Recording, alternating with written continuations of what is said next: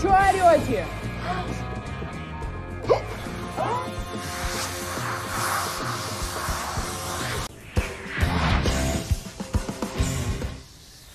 Свет, мы тебя видим. У тебя же одежда. Правильно, ничего.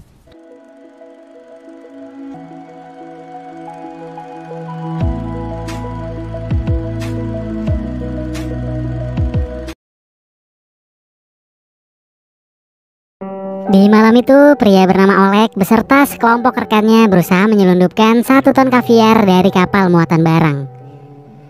Untuk membawa barang selundupan tersebut, mereka menyewa sebuah perahu kecil milik seorang pelaut.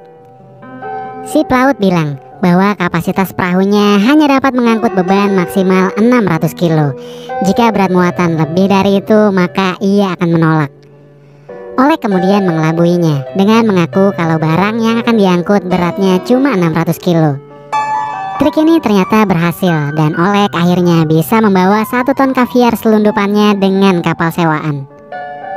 Namun karena terlalu memaksakan beban, akibatnya kapal tersebut nggak bisa pergi terlalu jauh dan pelan-pelan mulai tenggelam bersama muatan yang harganya mencapai jutaan rubel. Atas kejadian ini, si pelaut pun menuntut ganti rugi kepada Oleg. Karena nggak ada sesuatu yang bisa diserahkan, Oleg terpaksa memberikan mobilnya. Selain itu, Oleg juga harus menanggung biaya kerugian 1 ton kaviar yang sudah ia tenggelamkan kepada rekan-rekannya. Keesokan harinya, Oleg pergi menemui pacarnya yang bekerja di bank. Rencananya ia akan mengajukan pinjaman uang di sana. Tapi karena Oleg sendiri masih memiliki catatan hutang di bank tersebut, jadi pacarnya nggak bisa bantuin. Si pacar memiliki ide lain yang mungkin bisa menolongnya, yaitu dengan mendatangi rumah ayahnya untuk meminta solusi. Oleg sebenarnya tidak menyukai ide tersebut karena ia tidak tahan dengan keluarga pacarnya. Tetapi karena cuma ini satu-satunya pilihan, jadi nggak ada salahnya mencoba saran si pacar. Pacar Oleg itu bernama Suita. Setibanya mereka di rumah ayah Suita, Oleg kembali bertemu dengan saudara-saudara Suita yang lain. Ada kakak perempuan Suita, namanya Rita, yang bekerja sebagai akuntan di panggung hiburan, tetapi ingin menjadi pemain di teater tersebut. Kakak laki-lakinya, Tolik, yang pernah mau masuk tentara tetapi ditolak karena memiliki asma. Serta adik Suita yang paling kecil, Sasha, bocah perempuan yang suka berhayal jadi wanita dewasa. Sedangkan ayah Suita bernama Boris, pria single parent yang suka menyanyikan lagu-lagu aneh dan tidak pernah keluar rumah 5 tahun belakangan ini karena sedang buron. Yang terakhir ada kakek Suita, Pavel, yang selalu berharap secepatnya mati agar bisa bertemu istrinya.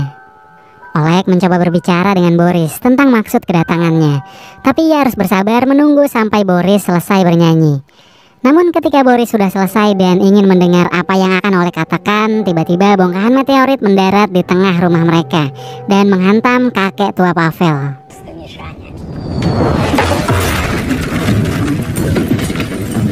Keluarga tersebut segera menyelamatkan diri keluar rumah. Saat kepanikan sudah hilang, mereka kembali masuk untuk memeriksa keadaan sang kakek.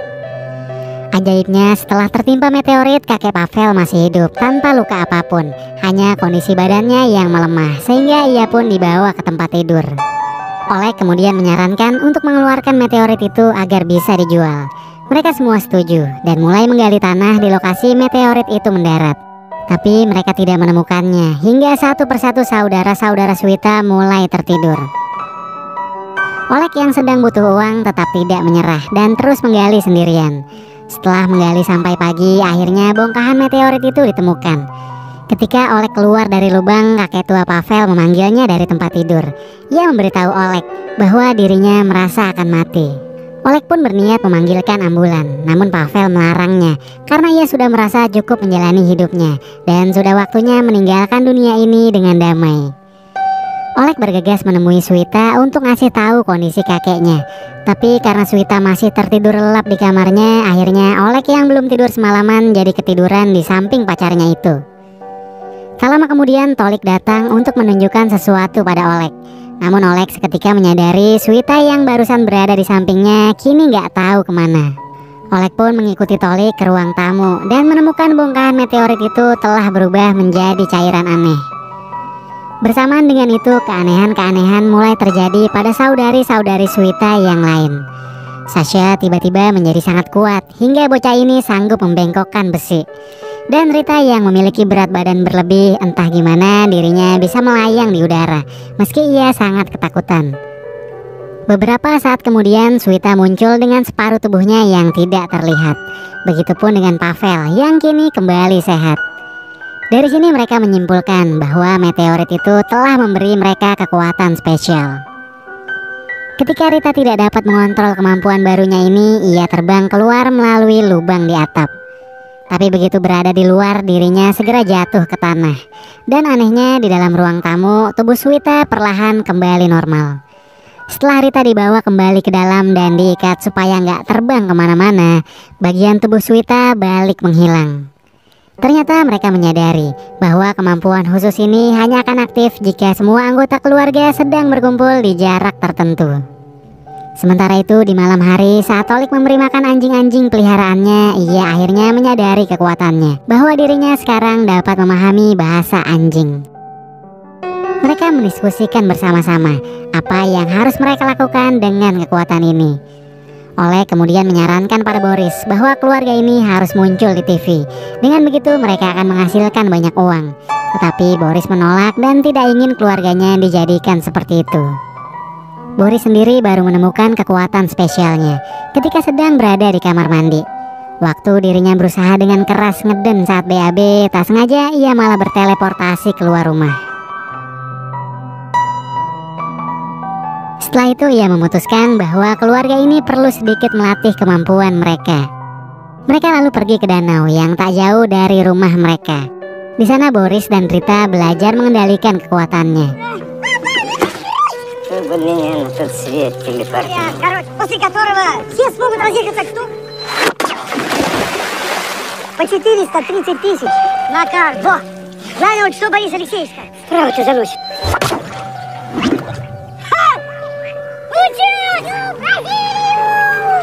Sementara Oleg yang sedang bersama Suita dihampiri oleh beberapa orang dan ternyata mereka adalah para penyelundup yang muncul untuk menagih uang mereka kepada Oleg. Oleg memberitahu mereka bahwa dia akan membayar hutangnya dalam waktu 1 bulan. Tetapi mereka tidak dapat menerimanya. Mereka bilang Oleg memiliki waktu seminggu untuk membayarnya, atau mereka akan mengambil organnya untuk melunasi hutang yang dimilikinya. Setelah penyelundup pergi, Suita akhirnya mengerti bahwa hutang Oleg bukan hanya tentang uang, tetapi menyangkut nyawanya. Dengan rasa ketidaktegaannya terhadap sang kekasih, dari sini Suita kepikiran untuk merampok uang di bank tempatnya bekerja, dan Oleg pun setuju.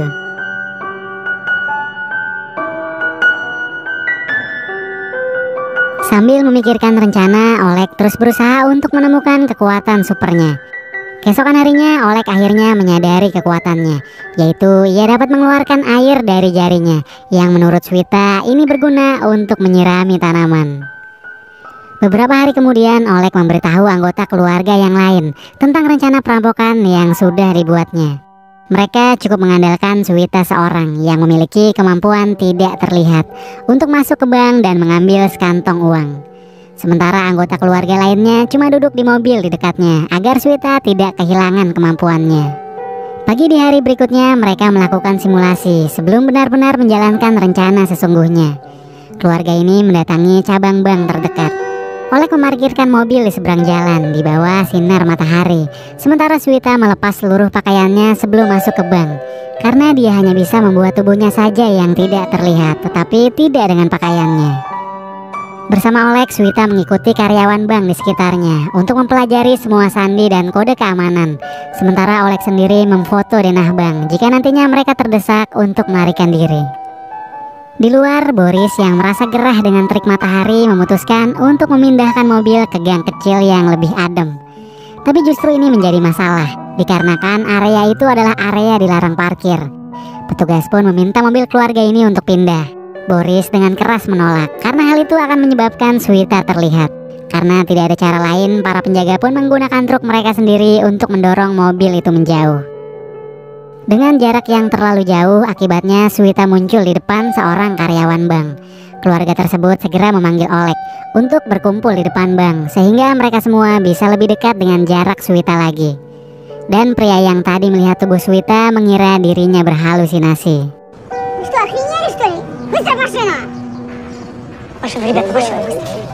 Mereka pun kembali ke rumah untuk memikirkan lagi lebih matang rencana yang sepertinya harus dilakukan dengan cara bekerja sama.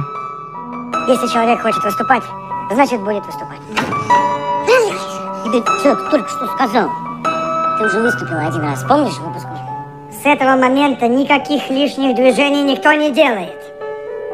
Hingga tiba saat malam, keluarga itu balik ke bank untuk melakukan perampokan dengan persiapan yang sudah disempurnakan. Pavel mengalihkan perhatian beberapa pria pemabuk yang sedang nongkrong di dekat bank, sementara anggota keluarga lainnya menutupi wajah mereka dan bersiap-siap beraksi. Sasha dengan kekuatannya mendorong truk di depan jalan tempat mereka berada agar nggak ada yang lihat aksi yang sedang mereka lakukan. Lalu dia menarik rantai yang dipasang Rita di jendela dan berhasil menjebol tembok. Boris segera berteleportasi ke dalam dan yang lainnya menyusulnya. Di dalam Swita menggunakan kode yang telah dia pelajari untuk menonaktifkan alarm. Dengan begitu Sasha pun tinggal mengangkat berangkas berisi uang dan membuangnya ke jalan. Saat keluarga ini mulai mengeluarkan uang dan melemparkannya ke dalam mobil, polisi tiba di lokasi.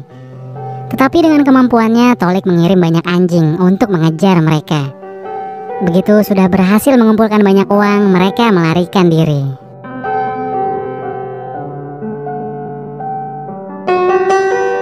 Matahari telah terbit dan mereka sudah mengendara cukup jauh. Di saat yang lain merayakan keberhasilan, kakek Pavel justru menggunakan momen itu untuk menyendiri dan meminta mereka meninggalkannya. Mungkin dengan begitu dia bisa mati dengan damai. Моих. Встретите. Ладно. Держи, краб. Setelah semua orang mengucapkan selamat tinggal pada sang kakek, keluarga itu pun pergi.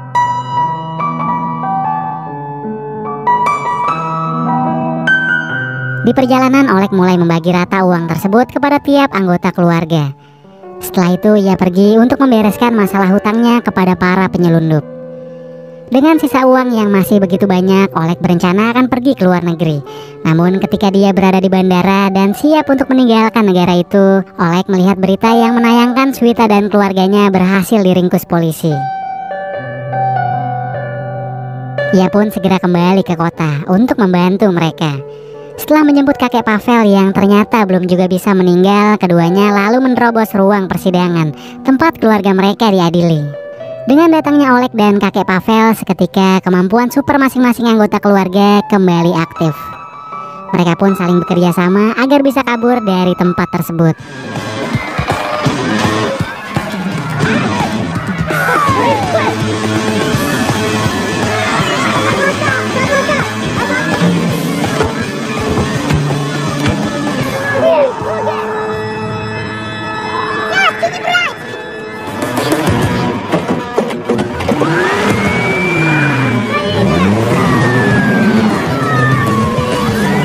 Meski polisi-polisi itu terus mengejar, namun peran dari tiap anggota keluarga ini menyusahkan upaya mereka.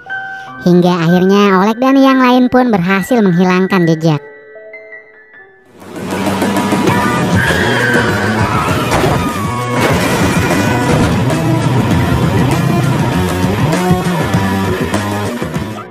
Beberapa waktu kemudian, Oleg terlihat kembali membayar sejumlah uang kepada kelompok penyelundup. Namun kali ini ia menyewa satu kontainer untuk menyelundupkan keluarga tersebut ke negara Thailand. Mungkin di sana mereka bisa menemukan kehidupan yang lebih baik, sebuah kehidupan normal layaknya orang lain.